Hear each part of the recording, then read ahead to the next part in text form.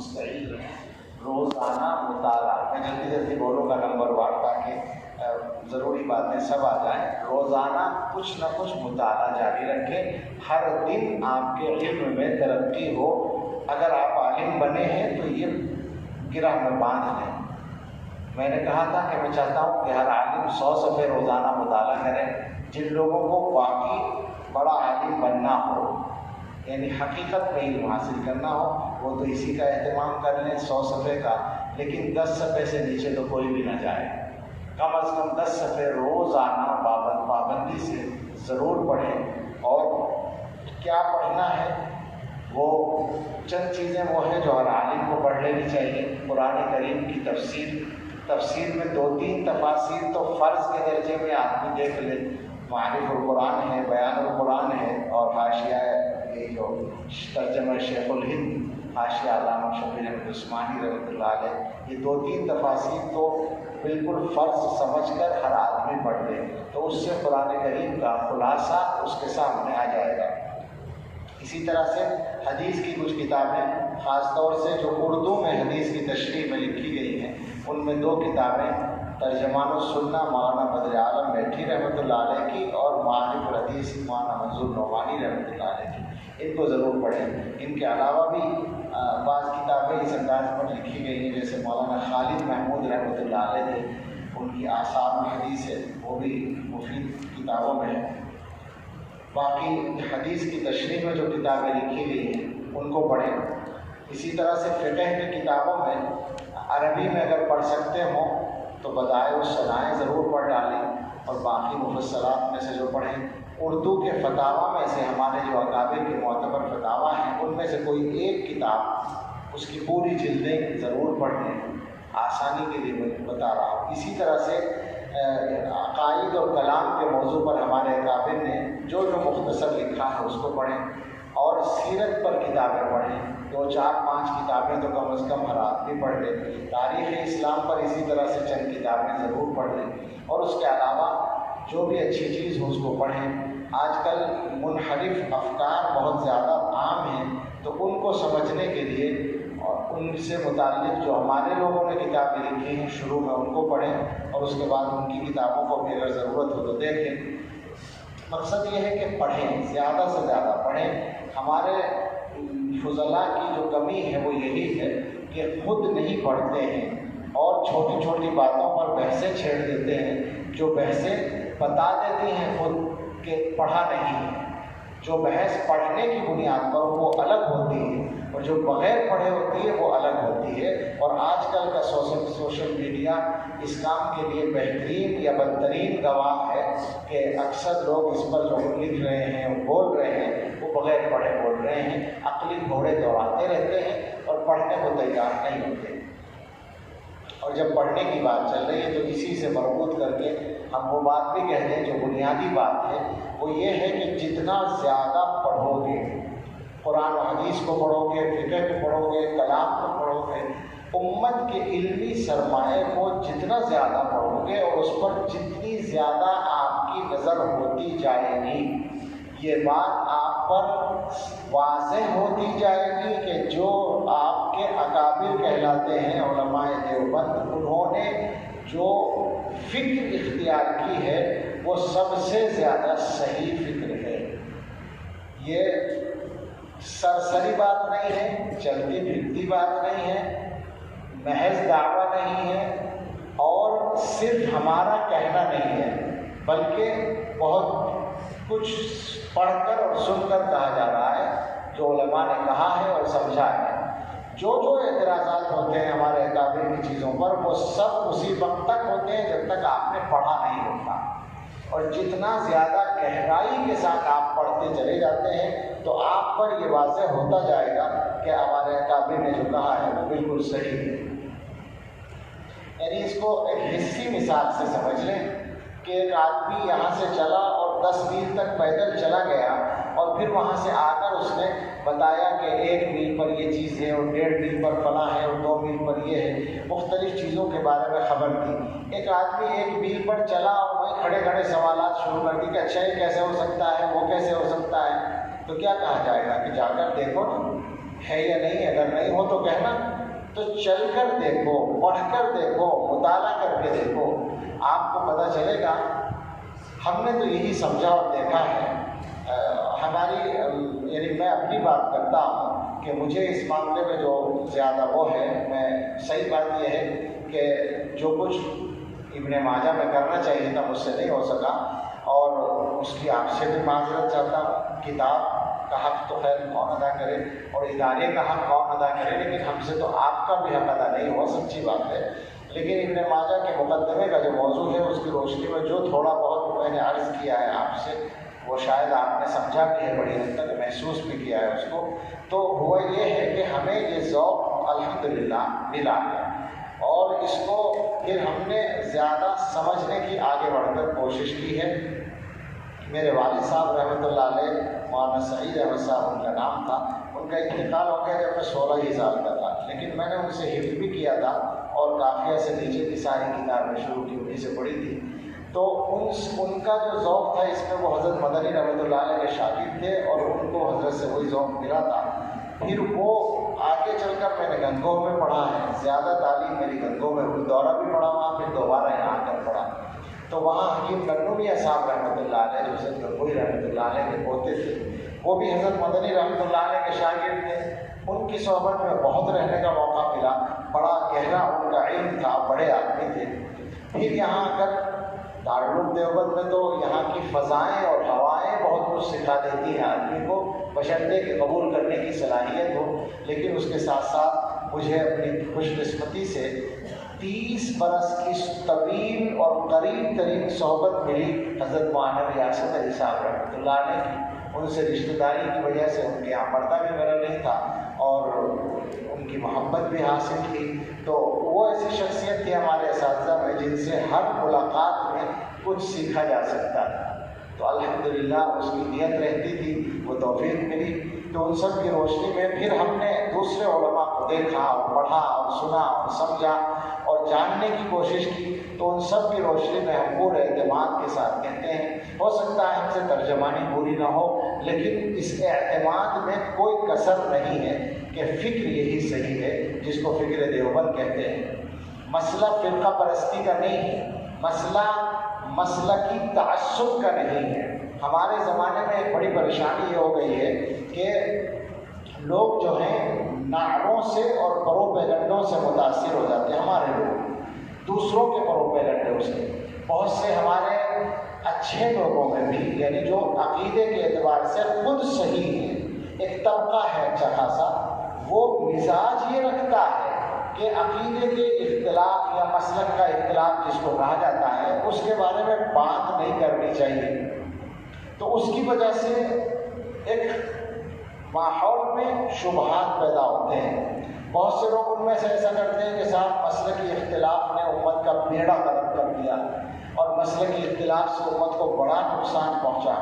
تو آپ سمجھ لیں اچھی طرح سے کہ ہمارے دیوبند کا جو مذہب و مسلک ہے اس میں یہ کہیں نہیں ہے کہ ہم لوگوں کو یہ دعوت دیتے ہوں کہ آپ دیوبندی بنیں, جس کو دیوبندی کہا جاتا ہے, کہ آپ دیوبند کا نام لیں. ہمارا تو صحیح بات یہ ہے کہ دیوبندی نام ہی رکھا ہے بریلویوں نے. ہاں, ہم نے اپنا نام خود دیوبندی نہیں رکھا, یہ تو انہوں نے رکھا ہے. ہم نے کیا رکھا؟ کچھ بھی نہیں رکھا. بلکہ ہمارے اکابر کی جو دعوت تھی وہ تو یہ تھی کہ اہل سنت والجماعت کے جو صحیح عقائد ہیں ان پر قائم رہو. اب اس میں ہوتا کیا ہے, بہت سے حضرات نے بحث اٹھائی, اپنے لوگوں نے بھی, کہ دیوبند کوئی مسلک ہے یا نہیں. اگر مسلک ہے تو نئی چیز ہے, اور اگر مسلک نہیں ہے تو کیوں کہتے ہو مسلک. تو میں نے کہا کہ نہیں, یہ دونوں باتیں ٹھیک ہیں, مسلک ہے بھی اور نہیں بھی ہے. نہ ہونے کا مطلب یہ ہے کہ دیوبند میں کوئی نئی بات نہیں ہے. دیوبند میں وہ سب ہے جو اہل سنت والجماعت کا مذہب ہے. لیکن پھر نئی بات کیا ہے جس کی وجہ سے ایک امتیاز قائم ہوتا ہے, تو وہ یہ ہے کہ ہر دور میں غلط فکر والے لوگ کچھ چیزیں سامنے لاتے ہیں. اس کی ترتیب اہل حق کی ذمہ داری ہوتی ہے. اہل حق اس ذمہ داری کو پورا کرتے ہیں. ان کی تردید کے لیے جو کچھ لٹریچر سامنے آتا ہے وہ صحیح مسلک کی پہچان بن جاتا ہے. آپ نے پڑھا ہوگا اور یقیناً پڑھا ہوگا، یہ میں ویسے ہی نہیں کہہ رہا ہوں، کہ امام مالک رحمۃ اللہ علیہ سے پوچھا گیا، اور بعض جگہ لکھا ہے کہ امام ابو حنیفہ رحمۃ اللہ علیہ سے پوچھا گیا کہ اہل سنت کی کیا علامت ہے، تو انہوں نے کیا فرمایا؟ ان تفضل الشیخین وتحب الختنین وترى المسح على الخفین. شیخین کو فضیلت دو اور ختنین یعنی دونوں دامادوں حضرت عثمان اور حضرت علی رضی اللہ عنہما سے محبت رکھو، اور مسح الخفین کو جائز سمجھو. یہ 3 علامتیں بتائیں. کس چیز کے مقابلے میں ہیں؟ شیعیت کے مقابلے. تینوں علامتیں وہ ہیں جو شیعہ سے ممتاز کرتی ہیں. اس کا مطلب ہے کہ اس زمانے میں تشیع کا رواج بڑھا ہوا تھا تو اہل سنت کی علامت یہ باتیں بتائی گئی. لیکن ظاہر بات ہے کہ بعد میں اہل سنت ہی میں اگر کچھ لوگوں نے کچھ بدعات کو اختیار کر لیا، وہ بدعات چاہے وہ بریلوی طبقے کی بدعات ہوں یا جماعت اسلامی کی بدعات ہوں یا اہل حدیث کی بدعات ہوں. ڈر لگ رہا ہے؟ کیسی خطرناک بات کہتی ہے. میں نے ایک دن کہا تھا کہ اس مسند پر بیٹھ کر کوئی غیر ذمہ دارانہ بات نہیں کہی جا سکتی، بلکہ آگے بڑھ کر کہہ لو کہ چاہے وہ دیوبندیوں کی بدعت ہو، بات تو پوری کہنی پڑے گی. الحق کو یقال، جو حق ہوگا وہ کہا جائے گا. وہ سب ان سب کی تردید جب کی جائے گی تو جو لٹریچر بنے گا وہ اہل حق کی علامت بنے گا. بدعت کا ہمارے یہاں جب بولا جاتا ہے تو وہ بیچارے بریلویوں کے لیے خاص ہے، بدعتی انہیں کو کہا جاتا ہے. حالانکہ بدعت تو دین میں ہر نئی بات کو بدعت کہیں گے نا، جو اصول دین سے ثابت نہ ہو صحیح طور پر. وہ جو تعریفات ہیں بدعت کی، وہ تعریف جس بات پر بھی صادق آئے وہ بدعت کہلائے گی. اسی لیے تو فرقہ ضالہ کو مبتدعہ کہا جاتا ہے. یہ ٹھیک ہے کہ یہاں اس طبقے میں بہت سی بدعات عملی بدعات ہیں، وہ الگ ہیں، لیکن عقیدے کی غلطی کو بھی بدعت کہا گیا ہے اور عملی غلطی کو بھی بدعت کہا گیا ہے. اور جب بدعت ہر نئی بات کو کہیں گے جو دین میں ثابت نہ ہو، تو اگر ہمارے اہل حدیث بھائی یہ کہیں کہ ہر مسئلے کے لیے حدیث ہونا ضروری ہے تو یہ بدعت ہے یا نہیں؟ مجھے بتاؤ. جب یہ کہیں لکھا ہی نہیں ہے، نہ کسی حدیث میں لکھا نہ کسی صحابی نے کہا کہ ہر مسئلے کے لیے حدیث ہونی چاہیے، تو یہ نئی بات ہے یا نہیں دین میں؟ یہ صرف دھوکہ ہے. یہی بات ہے. اگر جماعت اسلامی والے بھائی یہ کہیں کہ نبی کے علاوہ کوئی حق کا معیار نہیں ہے، جبکہ امت کے علماء، فقہاء، مجتہدین، صحابہ کو معیار مانتے ہوں، تو یہ بدعت کہلائے گی یا نہیں کہلائے گی؟ میں کسی سے لڑنے کے لیے نہیں بیٹھا، میں طلبہ دیوبند کو، ابنائے دیوبند کو بتانے کے لیے بیٹھا ہوں، لڑائی کے لیے نہیں. میں نے پہلے کہا یہی بات شروع کی تھی. اصل میں بات یہ ہے کہ ہماری یہ دعوت نہیں ہے کہ ہم کسی سے یہ کہیں کہ ہمارے مقلد بن جاؤ. ہم کہتے ہیں اہل سنت والجماعت کے صحیح عقیدے پر آ جاؤ، بس یہ ہمارا مطالبہ ہے. اب جب تم صحیح عقیدے پر آؤ گے تو اتفاق سے دیوبندی ہی بن جاؤ گے، اس کا ہم کیا کریں؟ ٹھیک ہے. یہ بیچ کا جملہ اپنوں ہی کے لیے، دوسروں سے کہنے کے لیے نہیں ہے، لیکن یہ واقعہ ہے کہ اسی طرح ہوگا. مجھ سے کہا تھا ایک مرتبہ، شاید میں نے سنایا ہو، بمبئی میں جلسہ تھا کہ امت مسلمہ میں اتحاد کیوں اور کیسے، اس پر گفتگو کر رہی ہے. میں نے کہا بھائی اس میں 2 سوال ہیں. ایک تو یہ کہ اتحاد کیوں، اس کا جواب یہ ہے کہ کیوں نہیں. یہ کوئی سوال ہے؟ بھائی امت میں اتحاد ہونا ہی چاہیے، جب امت ایک ہے تو اتحاد بھی ہونا چاہیے. اصل سوال دوسرا ہے کہ امت میں اتحاد کیسے ہو. اس کا جواب تفصیل چاہتا ہے. میں نے کہا کہ اس کے 2 جواب ہیں. ایک جواب ایسا ہے کہ میں اتحاد کے موضوع پہ ایک تقریر کروں، پرجوش تقریر کر سکتا ہوں. ایک زمانے میں کی پرجوش تقریریں، اب قصدن چھوڑی.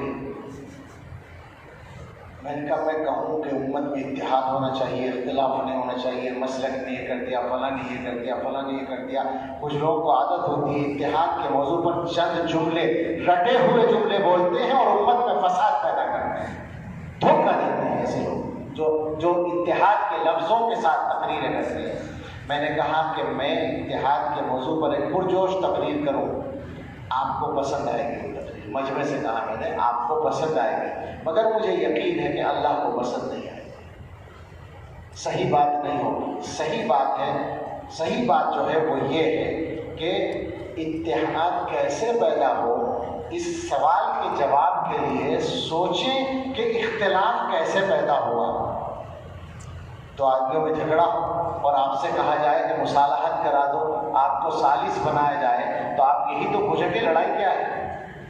پہلے لڑائی کی بنیاد معلوم کریں، اس کے بعد اتحاد کی بات کریں گے. تو میں نے کہا اختلاف کیسے پیدا ہوا. مختصر جواب یہ ہے کہ دور صحابہ میں اختلاف شروع ہوا ہے. کیوں ہوا ہے؟ ما انا علیہ و اصحابی سے ہٹنے کی وجہ سے. کچھ لوگ صحابہ کے طریق سے ہٹے، روافض اور خوارج. سب سے پہلے یہاں سے اختلاف شروع ہوا. اس کے بعد جتنے فرقے بنے ہیں، آپ پوری تاریخ پڑھ لیں مذاہب اسلامیہ کی، سمجھ میں آ جائے گا ہر فرقے کی بنیاد اسی پر ہے کہ وہ ما انا علیہ و اصحابی سے، سنت سے یا صحابہ کے طریق سے ہٹا اور الگ فرقہ بنا. تو میں نے کہا کہ جب یہ بنیاد ہے اختلاف کی، تو اتحاد کا راستہ یہ ہے کہ ما انا علیہ و اصحابی پر سب آ جائے. یہ معیار ہے، اور اگر یہ معیار کسی کو تسلیم نہ ہو، یعنی وہ یہ ماننے ہی کو تیار نہ ہو کہ ما انا علیہ و اصحابی بھی کوئی چیز ہے اور اس پر آنا ضروری ہے، تو ایسے آدمی سے اتحاد کرنے سے ہمیں حضور نے منع کر دیا ہے صلی اللہ علیہ وسلم. ہم اس سے اتحاد کرنے سے معذور ہیں. باطل کے ساتھ اتحاد کا مطلوب ہے. یہ کیا بات ہوئی کہ مطلق اتحاد کو اچھا سمجھنا یہ گمراہی ہے. یاد رکھنا ہمیشہ، مطلق اتحاد کو تم اپنے دنیا کے معاملات میں تو اچھا نہیں سمجھتے ہو. ایک آدمی تمہاری زمین دبا لے اور تم مقدمہ کرو تو وہ کہے نہیں لڑائی نہیں کرتے، اتحاد سے رہتے ہیں، تو تم کیا کہو گے کہ میری زمین چھوڑ دے، تو نے تو اختلاف کیا ہے. ہم یہی کہتے ہیں کہ دین ہے اللہ کا اور محمد الرسول اللہ صلی اللہ علیہ وسلم کا، اور اس کے بعد دین ہے اصحاب محمد صلی اللہ علیہ وسلم کا. ان کے طریقے پر رہو، اختلاف نہیں ہوگا. ان کے طریقے سے ہٹو اور پھر ہم سے یہ چاہو کہ ہم تمہیں کچھ نہ کہیں، یہ نہیں ہوگا. یہ ڈیوٹی ہے ہماری. ہم ایسے اتحاد سے معذور ہیں. صاف بات. ایسے اتحاد سے بالکل معذرت ہے جو ما انا علیہ و اصحابی کے معیار پر قائم نہ ہو. یہ بھی میں نے کہہ دیا آہستہ سے.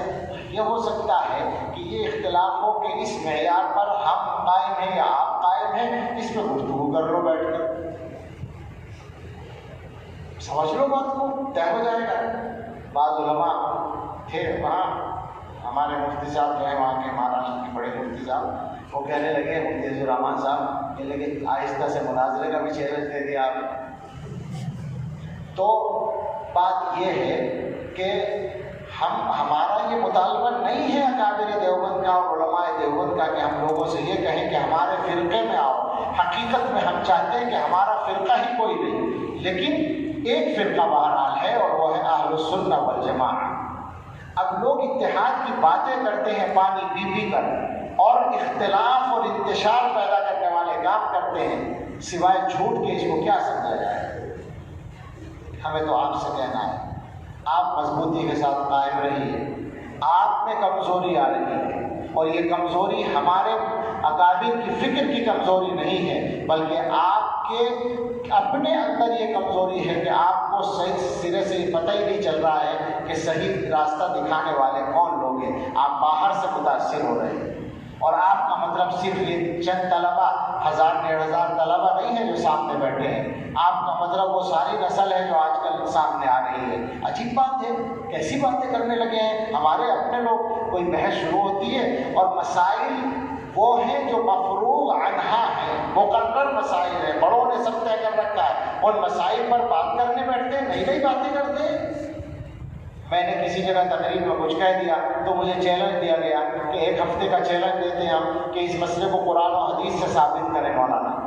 میں نے کہیں تقریر کرتے ہوئے جواب دے دیا کہ مجھے یہ چیلنج منظور نہیں ہے، بالکل منظور نہیں ہے، اور اس لیے نہیں کہ مجھے کچھ پتہ نہیں ہے، الحمدللہ پتہ ہے، اس لیے منظور نہیں ہے کہ میرے سر میں درد نہیں ہے کہ میں اس کو قرآن و حدیث سے ثابت کرنے بیٹھوں، اس لیے کہ میرے بڑے ثابت کر کے جا چکے ہیں۔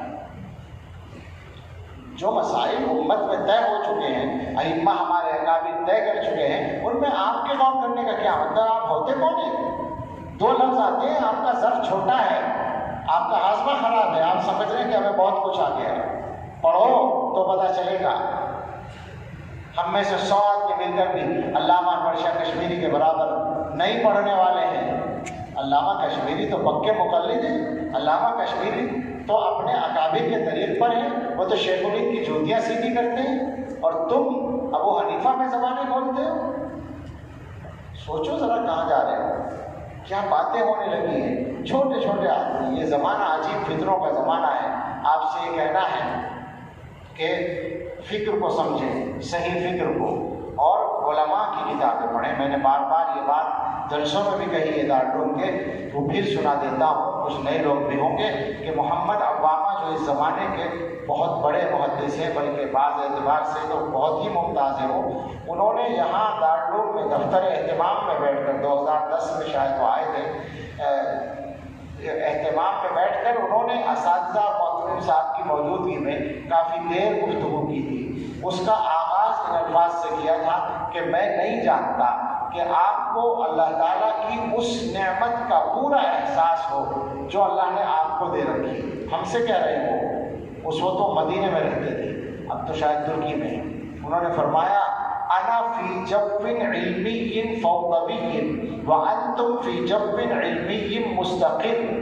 میں منتشر علمی فضا میں رہتا ہوں، چونکہ ہر آدمی مجتہد ہے وہاں، اور آپ ایک مستحکم علمی فضا میں۔ پھر گفتگو شروع کی اور دیر تک بولتے رہے، اور آخر میں یہ فرمایا کہ آپ اپنے طلباء کو پابند کریں اس بات کا کہ وہ آپ کے اکابر کی کتابوں کے علاوہ کسی کی طرف آنکھ اٹھا کر بھی نہ دیکھیں، اس لیے کہ آگے جو الفاظ تھے ثواب ما عندهم عندکم وخطأ ما عندهم انتم فی غنی عنہ۔ جو ان کے پاس، دوسروں کے پاس صحیح چیزیں ہیں وہ آپ کے پاس بھی موجود ہیں، اور جو ان کی غلطیاں ہیں ان کی آپ کو ضرورت نہیں۔ سمجھ میں آئی بات؟ یہ انہوں نے فرمایا کہ اپنے طلباء کو پابند کریں۔ اب ہم جب پابند کرنے کی بات کرتے ہیں تو بہت سارے آپ کے ہمدرد آ جاتے ہیں جو یہ چاہتے ہیں کہ آپ کو آزادی ملے۔ وہ کہتے ہیں کہ طلباء کو ذہنی غلام بنا کر رکھنا چاہتے ہیں۔ ارے بابا، کس نے ذہنی غلام بنایا؟ اور اگر ذہنی غلام بنانا چاہتے ہیں تو ان کا بنانا چاہتے ہیں جن کا ذہنی غلام بننا پیدا ہونے کا مقصد ہے۔ محمد الرسول اللہ اور صحابہ کا غلام بنانا چاہتے ہیں۔ تم نے کیا سمجھا ہے؟ تم آزادی کی طرف لے جانا چاہتے ہو، تم گمراہی کی طرف لے جانا چاہتے ہو۔ جس طرح ہر اتحاد اچھا نہیں، ہر آزادی بھی تو اچھی نہیں ہے۔ کیا بات ہے آگے؟ ہم طلباء کو اپنے محدود نہیں رکھنا چاہتے، مگر گمراہ ہونے سے بچانا چاہتے ہیں۔ اور جب تک علم مضبوط نہ ہو تو آدمی غلطی میں مبتلا ہونا آدمی کے لیے زیادہ آسان ہوتا ہے۔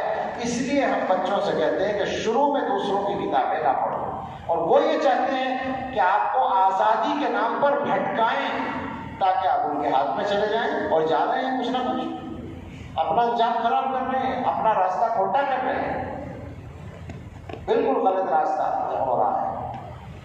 اور اس زمانے کے جو بھی طریقے ہوں، جو بھی فیشن ہوں، جو بھی سلیقے ہوں، سب اپنی جگہ، مگر ہمیں حضرت نانوتوی، حضرت گنگوہی، حضرت شیخ الہند، حضرت سہارنپوری، حضرت تھانوی، حضرت مدنی، علامہ کشمیری، علامہ شبیر احمد عثمانی، مفتی کفایت اللہ اور قاری طیب صاحب، ان کے راستے سے ہٹنا منظور نہیں ہے۔ اور جو ہٹے گا ہم بتاتے رہیں گے انشاءاللہ، جب تک جان میں جان ہے ہم بتاتے رہیں گے۔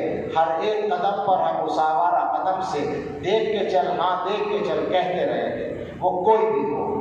ہم بہت چھوٹے آدمی ہیں، ہماری کوئی حیثیت نہیں ہے، مگر جو صحیح بات ہے، جو بڑوں کی بات ہے وہ بڑی ہے، اس کو ہم ضرور کہتے رہیں گے، بخشیں گے نہیں، صاف کہیں گے، سلیقے سے کہیں گے، کسی کی بدنامی کے لیے نہیں کہیں گے، بدخواہی کے لیے نہیں کہیں گے، مگر صحیح راستے پر قائم رکھنے کے لیے کہیں گے۔ راستہ وہی ہے۔ یہ میں نے شاید کسی کو سنایا تھا کہ ایک بڑھیا نے کسی آدمی سے ایک مسئلہ پوچھا تھا، تو اس نے کہا کہ میں تمہیں مسئلہ حدیث سے بتاؤں یا امام مالک کے قول سے بتاؤں؟ تو اس بڑھیا نے کہا امام مالک کے قول سے بتا دو، کیونکہ وہ تم سے زیادہ حدیث کو جانتے ہیں۔ سمجھ میں آئی بات؟ بس یہی بات ہے کہ وہ بڑے جن کے علم کا پاسنگ بھی ہم نہیں ہیں، ہم تو اتنا زیادہ انحطاط پا رہے ہیں کہ جن بڑوں کو ہم نے اپنی آنکھوں سے دیکھا ہے ان کی بھی اب کوئی مثال نہیں ہے۔ لے دے کے ایک دو آدمی رہ گئے، حضرت مولانا نعمت اللہ صاحب دامت برکاتہم، اس قافلے کا ایک آخری آدمی بچا ہے، ورنہ وہ مثالیں ہی ختم ہو گئی ہیں، وہ قسم ہی ختم ہو گئی علماء کی۔ اللہ تعالیٰ کی مرضی ہے، جس طرح چاہیں گے اللہ تعالیٰ اپنے دین کا کام چلائیں گے۔ کیا لوگ بات کرتے ہیں اور زبانیں کھولتے ہیں اور بڑے اکابر پر، یہ اس زمانے کے لوگوں کی مثالیں ختم ہو رہی ہیں۔ تم کہاں کی بات کرتے ہو؟ تمہارے پاس رکھا کیا ہے؟ دو چار کتابیں پڑھ کر اپنے آپ کو سمجھنے لگتے ہیں کہ ہم عالم ہو گئے۔ ایک ایک موضوع پر لاکھوں لاکھ صفحات پڑھنے پڑتے ہیں، تب جا کر آدمی عالم بنتا ہے۔ تو آپ سے کہنا ہے کہ آپ صحیح فکر پر قائم رہنے کی فکر کریں، رکھیں ہمیشہ، اور مطالعہ جاری رکھیں۔ یہ بات یاد رکھیں کہ ہم پڑھنے سے روک نہیں رہے، پڑھنے کے لیے کہہ رہے ہیں، اور ہم یہ دعویٰ کر رہے ہیں کہ جتنا پڑھو گے اتنا اپنے عقیدے کی فکر پر مضبوط ہوتے چلے جاؤ گے۔ دوسری بات یہ ہے کہ دو تین باتیں ہیں جن کا تعلق عمل سے ہے۔ یوں تو ظاہر ہے مسلمان کو دین پر چلنا چاہیے اور عالم کو اپنے علم پہ عمل کرنا چاہیے، بات ختم اور ساری بات ہو گئی۔ لیکن کچھ چیزیں ایسی ہیں جو الگ الگ کر کے کہیں جائیں تو آسان ہوتا ہے۔ آپ عالم بن گئے تو ایک تو آپ کی ظاہری وضاقتہ ہے، اس کی اہمیت ہے، عجیب کمزوری ہے ہمارے ماحول کی، اور یہ ہم اقرار کرنا چاہتے ہیں کہ شاید یہ ہماری کمزوری ہے کہ ہمارے بچے یونیورسٹی میں جاتے ہیں اور وہاں کے ماحول میں رنگ جاتے ہیں، ان کی داڑھی پر بھی کینچی چل جاتی ہے اور ٹوپی بھی اتر جاتی ہے اور لباس بھی بدل جاتا ہے۔ اللہ جانے کس احساس کمتری کا شکار ہیں۔ آپ کو تو وہ علم دیا گیا ہے کہ من آتاہ اللہ القرآن ثم علم ان احدا اوتی خیرا منہ فقد حقر ما عظمہ اللہ۔ قرآن ملنے کے بعد تو کسی چیز کو اس سے بہتر سمجھنا ہی نہیں ہے۔ آپ کو قرآن ملا ہے اور قرآن کا علم ملا ہے، اس کے سامنے حیثیت کیا ہے؟ اور کیا آپ یہ سمجھتے ہیں کہ وہاں رہ کر آپ دین پر قائم نہیں رہ سکتے؟ علی گڑھ کی جامعہ میں جا کر دیکھیں، خاص طور سے علی گڑھ میں، تو آپ کو نمونے ملیں گے، چہروں پہ لمبی لمبی داڑھیاں، پیشانیوں پر سجدوں کے نشان، کبھی ان کی تہجد بھی قضا نہ ہو، اور وہ پروفیسر ہیں اور وہ ڈاکٹر ہیں اور وہ انجینئر ہیں اور وہ فلاں ہیں۔ کیا سمجھائیں دین پر چلنے کو؟ ہم تو ایسے لوگوں کو جانتے ہیں جن کی ڈگری کا مفہوم سمجھنا بھی ہمارے لیے مشکل ہے، اور ان کو دیکھتے ہیں تو دیکھنے سے وہ ہمارے مدرسے کے طالب علم نظر آتے ہیں، اور ایسے لوگوں کو جانتے ہیں جن کی دولت کا شمار کرنا مشکل ہے اور ان کی تہجد کی نماز نہیں چھوٹتی ہے۔ اپنے دین کو کیا سمجھائیں؟ تو اس لیے اپنی وضاقتہ پہ مرتے دم تک قائم رہنا، اور نماز کبھی نہ چھوڑنا۔ نماز جیسے ایمان کی علامت بتائی گئی ہے، تو آپ کی عزت کا مدار نماز کی پابندی پر رہے گا۔ آپ یاد رکھیں اس بات کو، اپنی آبادیوں میں، اپنی بستیوں میں، جہاں کہیں بھی رہیں۔ بحث اس سے نہیں ہے کہ آپ پڑھاتے ہو یا نہ پڑھاتے ہو، مسلمان تو ہر مسلمان پہ نماز فرض ہے، لیکن عالم نماز میں کوتاہی کرے یہ تو برداشت ہی نہیں ہونی چاہیے۔ تو ہمیشہ نماز کی پابندی رہے۔ ایک بات یہ کہ تکبر میں مبتلا مت ہونا، چاہے کتنے ہی بڑے علامہ بن جاؤ۔ صحیح بات تو یہ ہے کہ جتنا زیادہ پڑھتا جاتا ہے آدمی تو علم کا سمندر اس کو نظر آتا چلا جاتا ہے، اور اگر وہ صحیح آدمی ہے تو اس کو پتہ چلتا جاتا ہے، احساس بڑھتا جاتا ہے کہ لو جی ہمیں تو کچھ پتہ ہی نہیں تھا، ہمارے پاس تو ابھی کچھ ہے ہی نہیں، تو بہت کچھ بچا ہوا ہے۔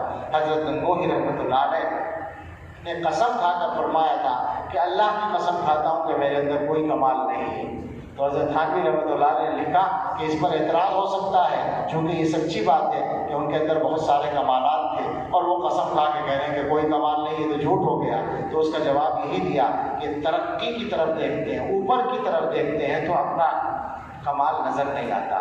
تو ایسا ہونا چاہیے آدمی زیادہ سے زیادہ پڑھنے کی کوشش کرے، تکبر میں کبھی مبتلا نہ ہونا، عام لوگوں کے ساتھ، گھر والوں کے ساتھ ہمیشہ نرمی سے پیش آنا، طلباء کے ساتھ اگر پڑھانے کا کام کرو تو طلباء کے ساتھ، اور اگر محتمم صاحب بنو تو سب کے ساتھ، اپنے زیر انتظام تمام لوگوں کے ساتھ نرمی کا معاملہ کرنا۔ نرمی سے شخصیت میں زینت آتی ہے، اخلاق پر جنت کے بلند درجے ملتے ہیں، اس کا خاص خیال رکھنا۔